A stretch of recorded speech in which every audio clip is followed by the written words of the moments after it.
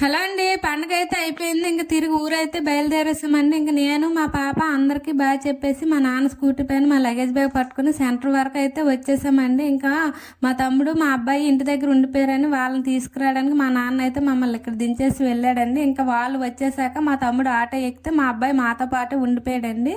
ఇంక మా నాన్న స్కూటీ పైన మమ్మల్ని బొబ్బుల వరకు డ్రాప్ చేస్తానంటే కొంచెం దూరం వెళ్ళామో లేదో స్కూటీకి ఏమైందో తెలియదు, అది సడన్గా ఆగిపోయింది.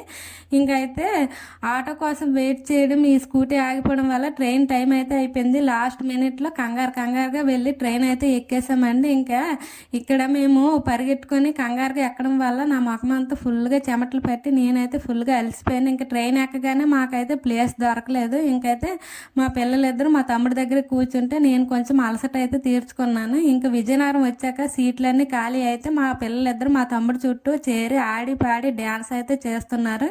ఇంకా ఫైనల్గా వైజాగ్ అయితే వచ్చేసామండి. ఇంకా వైజాగ్లో దిగి స్టేషన్ నుంచి బయటకు వెళ్ళి కాంప్లెక్స్ వరకు అయితే నడుచుకుని వెళ్ళామండి. ఇంకా అక్కడ బస్ కోసం ఒక 15 మినిట్స్ వెయిట్ చేశాక బస్సు అయితే వచ్చింది. మా తమ్ముడు మాతో పాటు బస్సు ఎక్కేసి వైజాగ్ కాంప్లెక్స్లో దిగిపోయాడు.